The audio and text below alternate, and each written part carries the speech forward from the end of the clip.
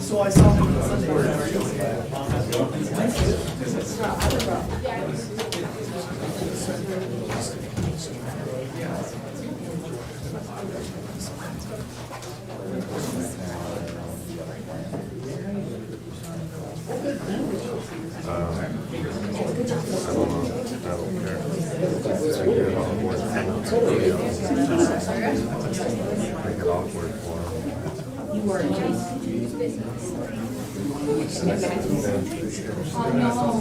She didn't drive today.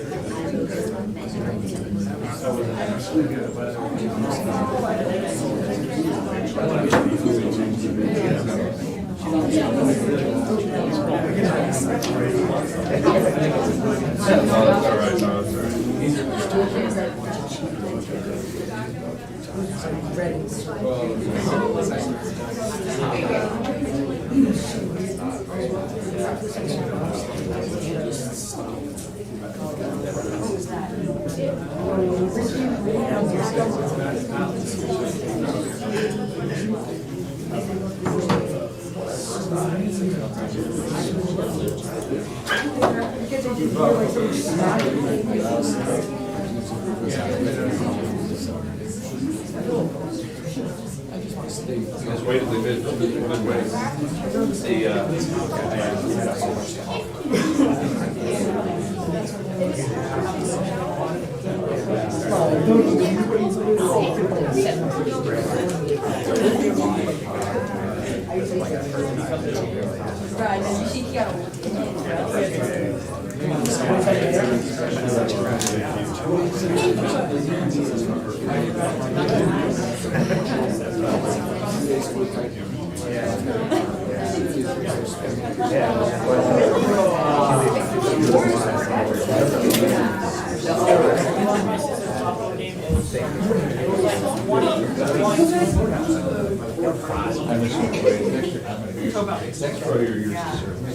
Sometimes you say that, thank you.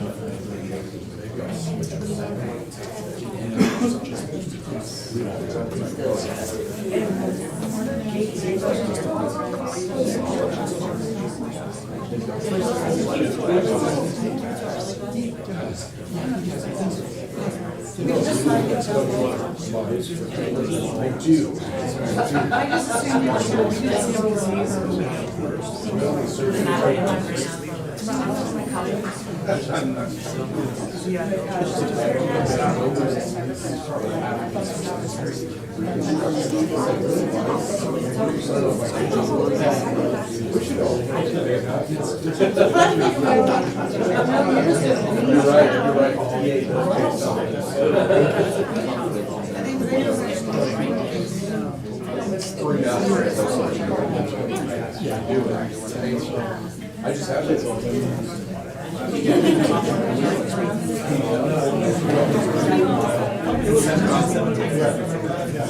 Oh yeah, it's made. I don't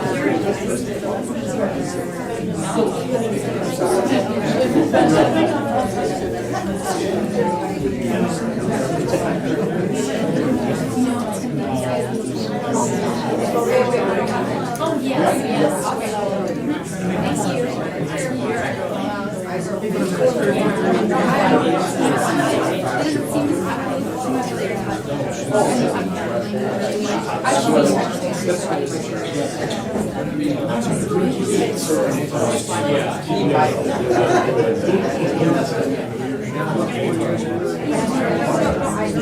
Thank you. Or you usually this guy's gonna be like 200.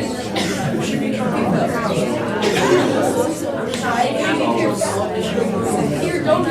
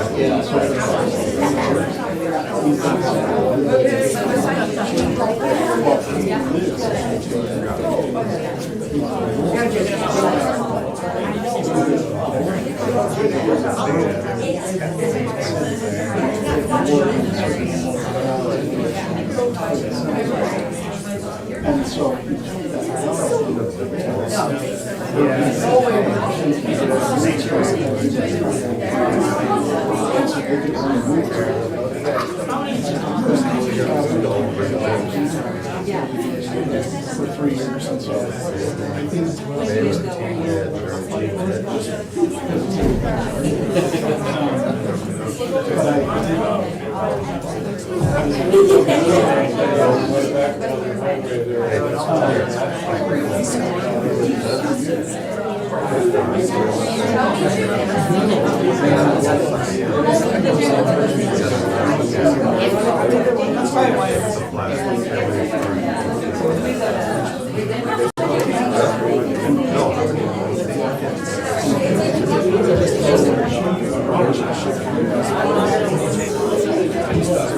maybe they were somewhere else.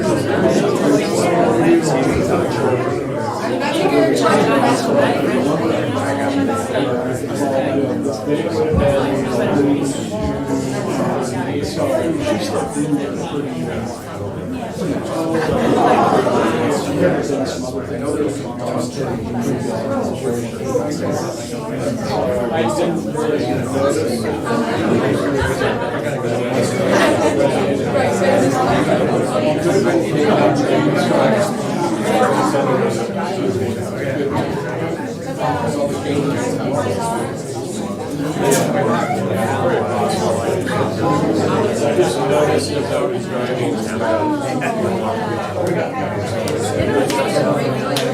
That would make sense.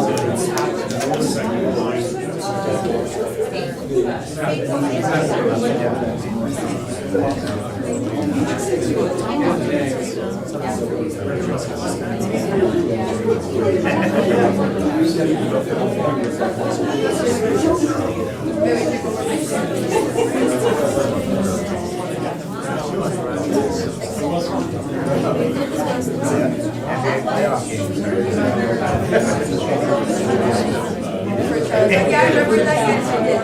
No, it was your trying to get your Yes, I did. Remember you guys wide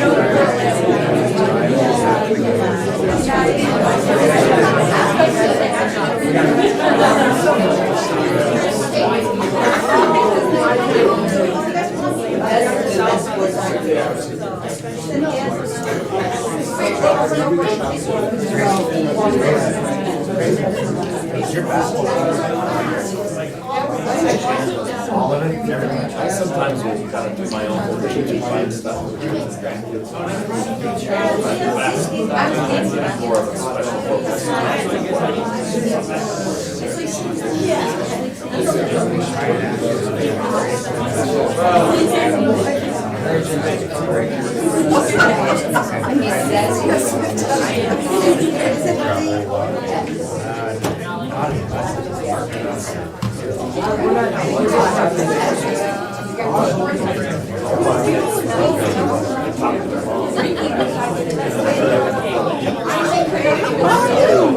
I saw where you're going on a field trip. Yes, to Texas.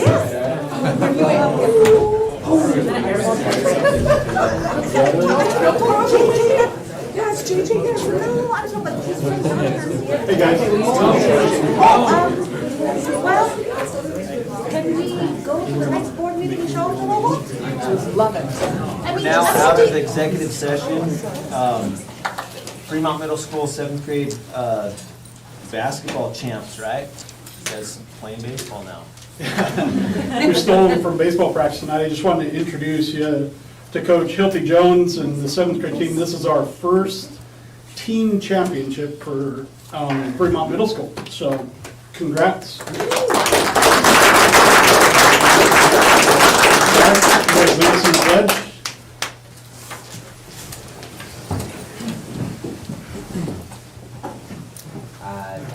Allegiance to the flag of the United States of America and to the republic for which it stands, one nation, under God, indivisible, with liberty and justice for all.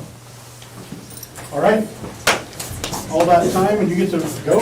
Thank you, guys. Thank you. Congratulations. No, you're not. I'm carried us to this. Good job, guys. Thank you. Go team. Go team. I'll promise to go and work my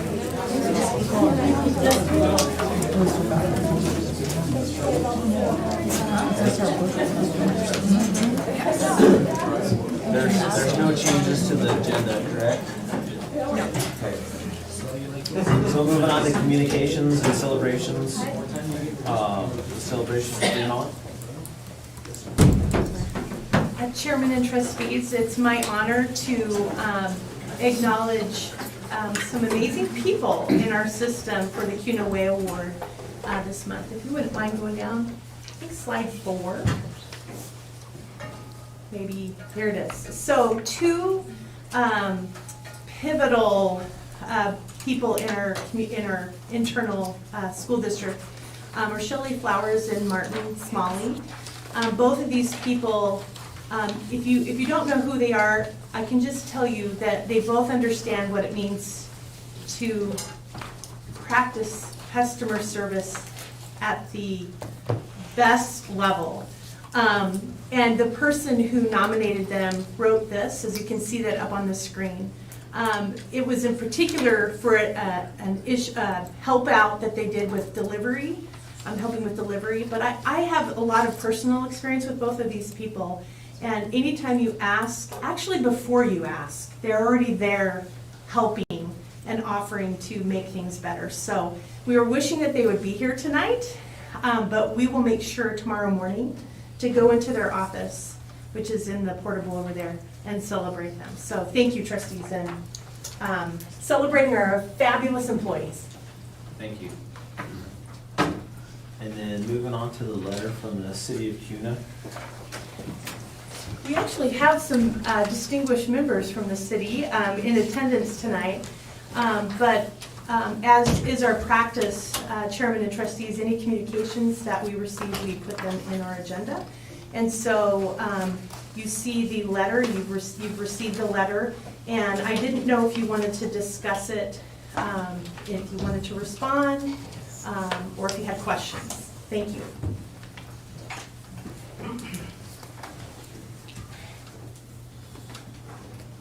Everybody, you guys know what letter we're talking about, right? You guys have read it? Yes. Anybody want to lead a discussion in it?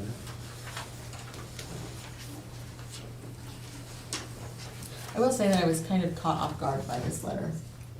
After our joint meeting that we had together, I didn't foresee this coming. So the letter talked about preschool and talked about, I guess there's a letter right there. Yeah. Talked about SROs. And the city says that that it's not their responsibility to help with preschool because there might be kids in the preschool program that are outside the city limits. I would venture to say, I mean, it'd be interesting if we looked, because I don't think there would be any that are outside the city limits, but I don't think that that's a huge deal, because we're talking about education of the kids, and that's what we're here for. I was concerned that the letter would say it's not their responsibility to pay for preschool since there'd be kids that would be outside the city limits. Where in the past, they have, I think there was some other verbiage in there that they didn't think that they had paid for preschool, but we have history of $5,000, right, that's been paid for pre-K. It wasn't paid, but it was promised. I was in a meeting where we were putting together a budget, and Lisa Holland, who was the former economic development director,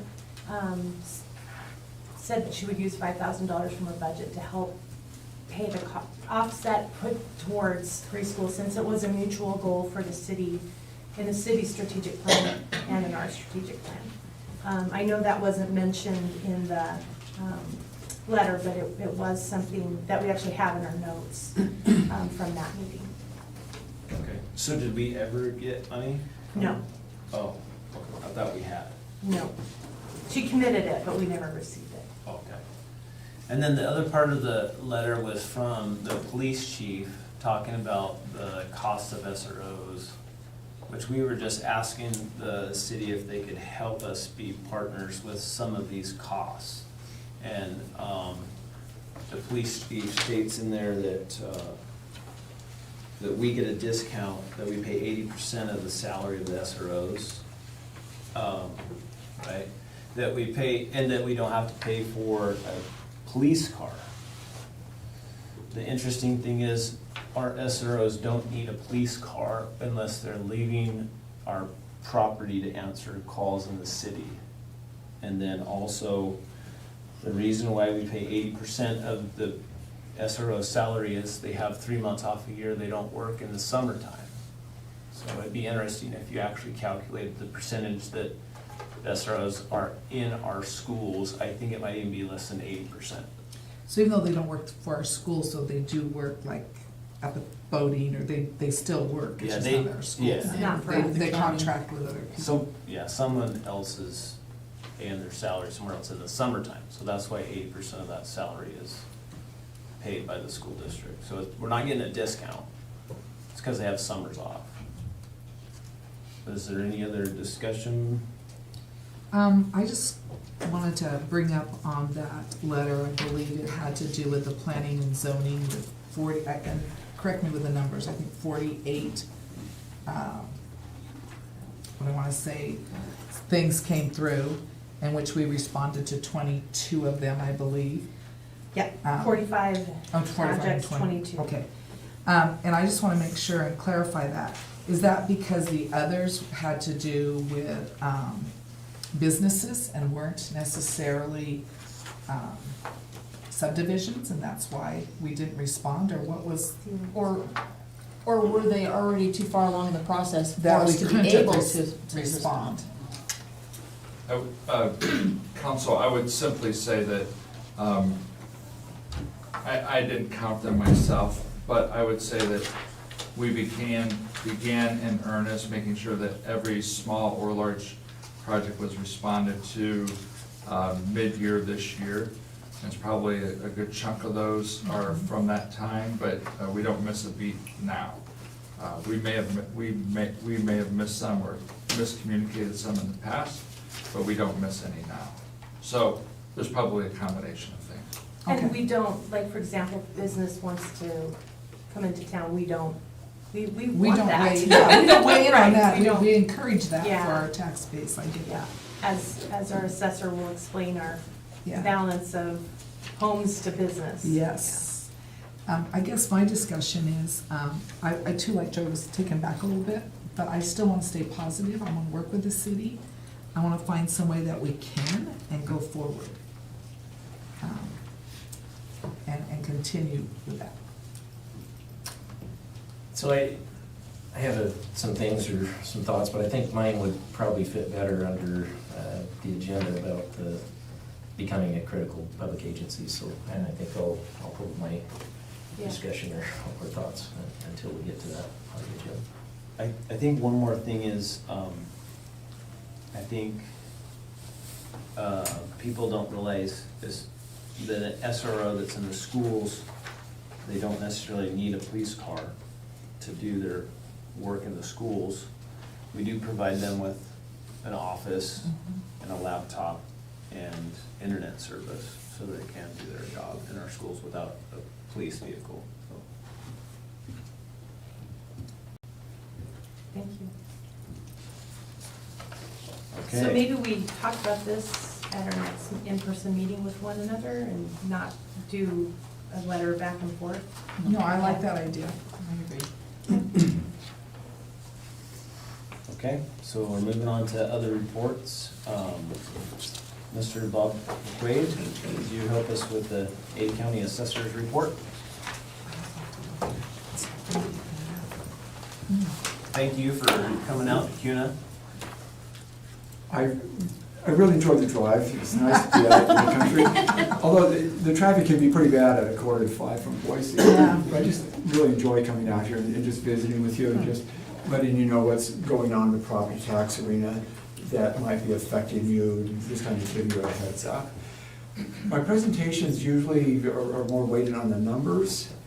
I'm going to not spend so much time on that, but we'll go over a few of the numbers, but there's something else, a couple of things I really want to discuss, I think are really important, a couple of key ideas. Really early this year, usually it's towards the end of May or June when I come out here, but we've got it scheduled for now. So the numbers are really preliminary, very preliminary, and they're certainly going to change when you get to particular things that they change a lot, maybe overall they're pretty close. We're going to be sending out 14,000 assessment notices towards the end of May. The numbers are not final, and they're certainly going to be changing. We have a lot of exemptions that are outstanding.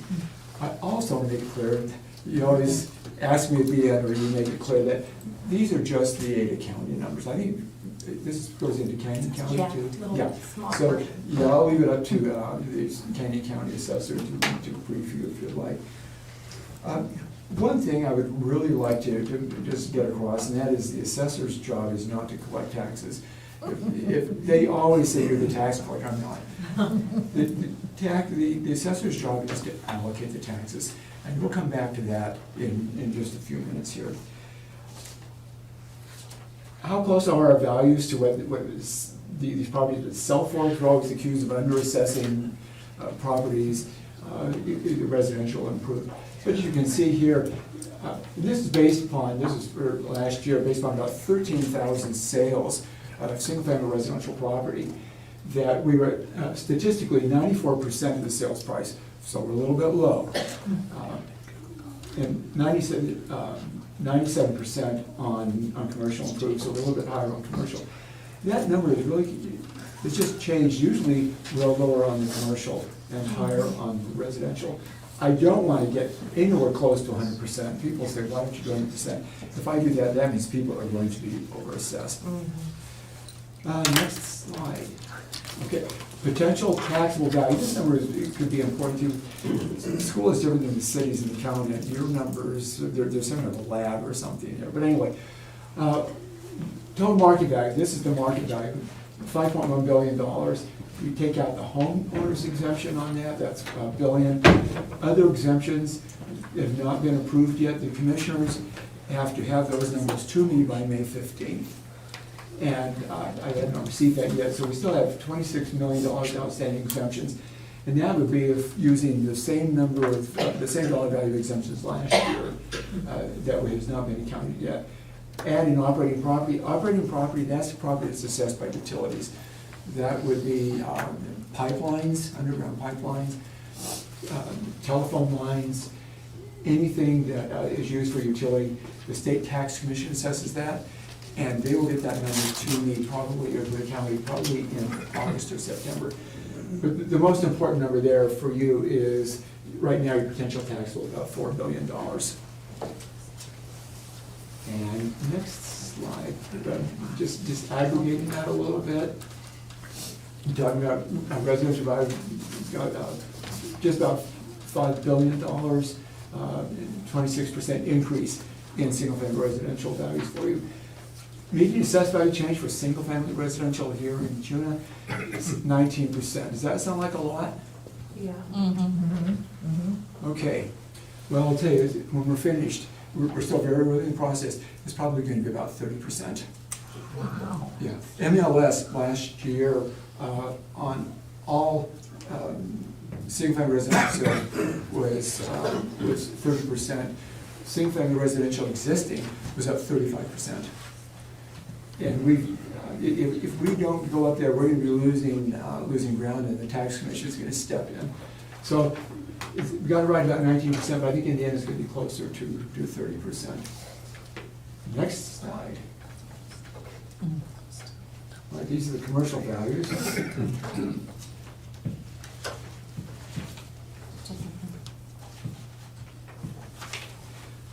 I'm trying to turn a page in a book, my granddaughter just grabs it. Since you're looking there for it. Okay, we are, commercial values. All right, median change on commercial property is up, real property is up just about 26%, 250 million. Business personal properties, what that is, personal property would be, for example, tables and chairs and computers or production equipment. And that's all assessed. The reason we don't assess your personal property in your house is because that's exempt. But there is business personal property that is accessible. This shows a 40% decrease. That is because we are, again, way ahead of ourselves. The person who processes this is further behind. My guess is we're going to end up just pretty close to that 22 million when all is said and done. So we got a total of commercial valuations, 264 billion, or million. Big jump. That's up about 19%. New construction, that's for cities, and I don't think it behaves this way for the school districts, but new construction is important because for the cities and county, we can increase our budget capacity, how much we can budget by the amount of the new construction times last year's levy, and that's changed. I believe it's just 90% now of the value of new construction. But you can see residential is 158 million, up 9%, commercials 12.6, that's up 67%. And then new subdivisions and change of use is 42 million, 18%. So total of new construction is 209 million, up 11%. And next slide. Urban renewal, up 141%. I don't know why that went up. You might have the idea, but it's certainly up considerable over the previous year. And next slide. Okay, we're going to get into what I really want to spend the next 3 minutes on. I'm going to go really fast. Two concepts. If you don't get anything out of this presentation, I hope that you get two concepts: tax burden and assessment level. That's really critical. So the tax burden is who pays the tax, commercial or residential properties. You see here it's 90% this year, residential, 10% commercial, a little bit more than last year. People seem to think that the reason that the tax burden is moving more towards residential is because we have more accurate assessments for residential than we do for commercial. That has absolutely nothing to do with it at all, and I'll tell you why in just a minute. You seem to know the answer. But you tell us. I'm just going to repeat something that's right. It's what it is. It's the sheer volume of residential properties compared to commercial properties. So for example, here in Kuna School, you've got almost 14,000 residential parcels, 351 commercial parcels. So you have 41 times the residential parcels as you do your commercial parcels. And then the value, you have $4.5 billion of residential value. That's 18 times the commercial value. So that's why commercial, residential as a group is paying more, so there's nothing there. So that is the tax burden, who pays property taxes. The second thing I want to talk about, that I want you to really take with you, is the assessment level. That's important. We talked about what a little bit last year, residential property were at 94%, commercial 97%. That is the assessment level. Now that's something I have control over. I have no control over how many people are going to be moving to your school district, the number of houses that are going to be built, the sales of those or businesses. I have no control over that. We're just reading the market. But I do have control over the level, and that is how well we do our assessments. So I think we're doing a pretty good job. We could do a little bit better, maybe 97, 98% on commercial, 97, 98% on residential. We certainly could do better there. But just bear in mind that the assessor's job is the level. We allocate who is going to pay the tax bill for Kuna School District. So when you put a value on a home, we're telling that person this is what your part of the tax bill is going to be. That's the assessor's job. Last thing I'm just going to mention here, and then I'm going to be finished. I've got 30 seconds left. There is a bill that went into effect. It was passed in the legislature a couple of years ago, and it went into effect last year. And it has to do with the homestead exemption. The homestead exemption, you used to lived in that property and applied prior to April 15th. In 2020, that was changed. That date was removed. It's December 31st now. So that gets to be problematic, and that's why I'm bringing this up to you. The first of when we do our values, we go to the Board of Equalization and County Commissioners, and once the Board of Equalization is finished, those numbers then are used for calculating levies, and that's fixed. Well, we still have a half a year of people applying for the homestead exemption. And the only way that that can be accounted for is what's called a tax cancellation, is the taxes are reduced.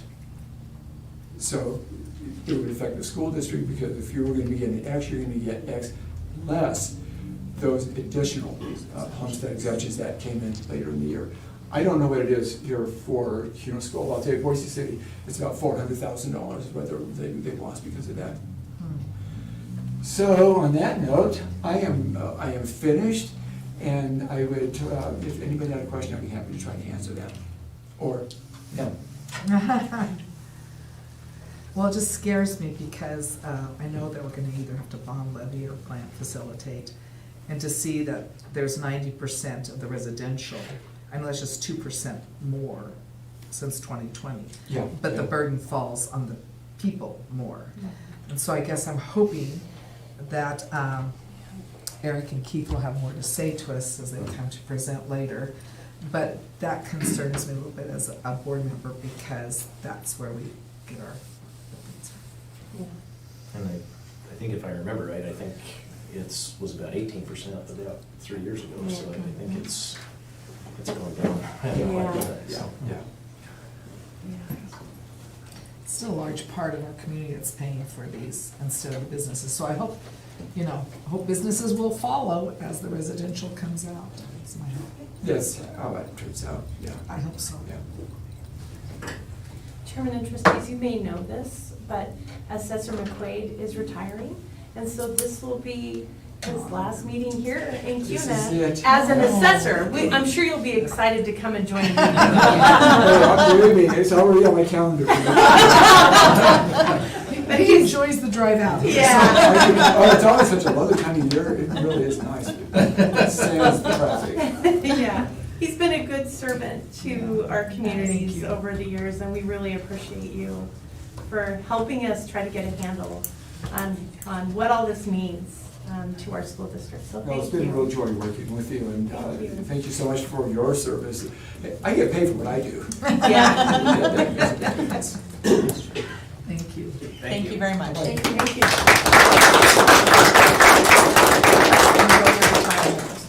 Enjoy your grandkids.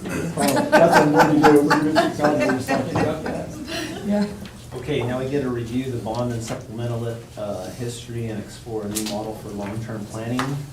School District Financial Advisors Eric Herringer from Piper Sandler and Michael Keith from Zions Bank. Well, how did you fit that in? That really worked out. Way to go. Well, good evening. Just follow the list. So, as you can see, there's been some changes since the last time we were here. So let me talk about those a little bit. So remember, last time I was in front of you guys, I was over this side, Piper Sandler. And I've worked alongside Eric Herringer, who is here with me as well up here, for 17 years. But as you know, Christian Anderson has moved on from Zions Bank. He's actually over at the Idaho Health Facilities Authority as their new director. He's a great guy to work with over the years, and enjoyed working with him at Kuna School District. We did that for a lot of years as partners. But he took a new position, which opened up an opportunity for me, and so I have moved over to the other side of the equation, and I took over Christian's job at Zions Bank. I'm in my second week, so hopefully we'll do a good job here as your advisor. And I'm excited to continue to work with my old colleague Eric, and my new colleague Sean over there at Zions. So we're excited to be here, as always. I love being here. Obviously, Trustee Nixon already talked a little bit about what we want to kind of address, which is, there's a lot of things happening here. There's a lot of growth. We've been in front of you for a lot of years when we're talking, capital planning and strategies, and we know there's kind of some continued pressures there. And so we usually about this time of year, we kind of come to you guys and just kind of update you kind of on the plan as we get more information, as we've seen change in the community, as we've seen kind of valuations continue to grow, as we've already heard from Assessor McQuaid.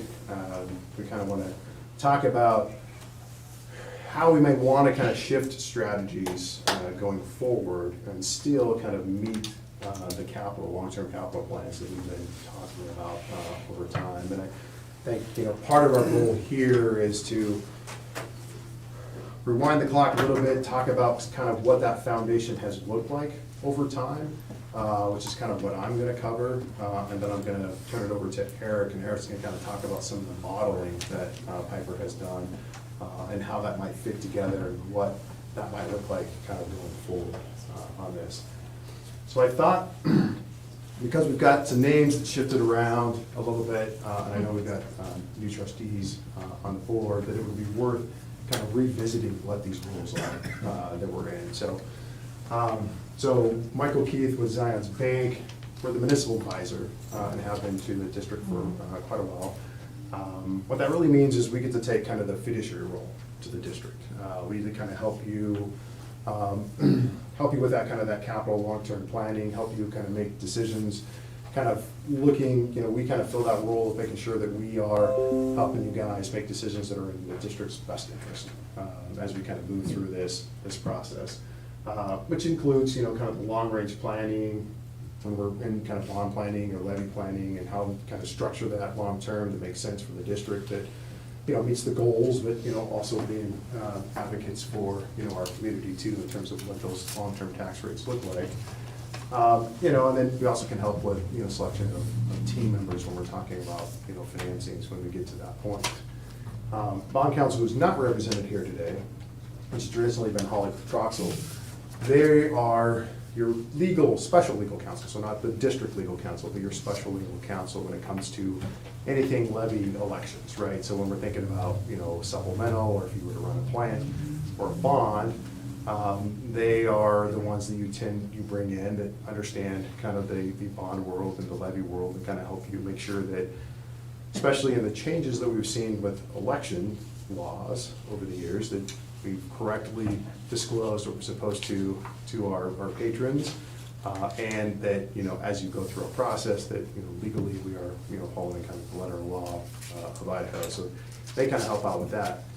And then Eric, who'll be coming up later, from Piper Sandler, they represent the underwriter. And so the underwriter role, and typically the role with the district, is they kind of help support us, right? So they also help us kind of with this long-range planning and modeling.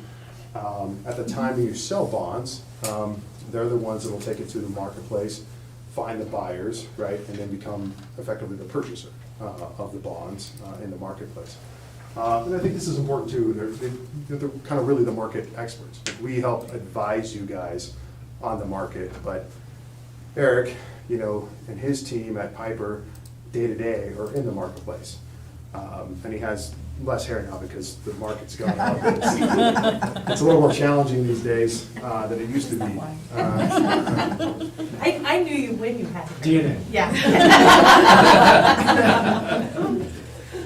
But, they've been great team members, over the years. And I think as we continue kind of that, that kind of team mentality, kind of helping you guys figure out what some of those next steps look like in the capital plan, and we're going to talk a little bit about that, this evening. So next slide on that. So, another helpful foundation to kind of think about as we're talking about long-range planning is, what are the levies that a district can levy? And in this case, voted levies, right? So there are some other levies outside of this, like the tort and emergency levy, that are not voted, that have different kind of rules and when you can levy those. But this is more specifically, well, what can patrons vote on and provide additional funding to school districts to do capital projects or supplement their annual budgets on this. And kind of moving left to right, the bond levy. So this levy has the highest voter threshold at supermajority. And typically it's used for capital projects, right? So it does a couple things, right? So if we go to a voter and we get a vote, it's allowing us to enter into long-term debt, which we can't do without a vote. And the second thing that it allows for us is to levy a special tax, specific tax, just to repay the bonds, which you guys already have in place with the bond levy. And that can be done or repaid over time, that bond, up to 30 years. Now, we haven't seen anything go up to 30 years yet, but it is allowed to go up to 30 years on that. You contrast that with the plant levy, which is also a capital levy. This levy has, you can see, 3 different voter thresholds. The way that works is that you have to look, when you go to the vote for a plant levy, you have to look at the combined bond and plant. And if that tax rate is, $2, per 1,000 or less, then you can go on a lower voter threshold, 55%. If it's above 2 to 3, then you're at 60%. If you get above that, then it's supermajority as well. Now, it can also be used for capital projects, but it doesn't give you authority to go into long-term debt under that. So it's just an annual tax collection that you get from the taxpayers that's specific for, capital projects. Best used for, things like roofs, maintaining facilities versus necessarily financing facilities. And you have up to 10 years under the plan. And then the last one, which you guys just passed another one here, is the supplemental levy, which is has the lowest voter threshold, 50 plus 1, but also has the shortest term, up to 2 years. And as the name kind of suggests, really the goal of the supplemental levy is to supplement your budget, right? So those funds can be spent on anything operationally you can spend your general fund dollars on, and it's meant as kind of a short-term 2-year supplement for that. Now, you can see since the financial crisis, there's been more reliance on those to kind of supplement budgets because of state funding. That's kind of the goal with the supplemental levy. Next slide. So, walking down memory lane a little bit here on this. So this is just kind of a snapshot and kind of credit for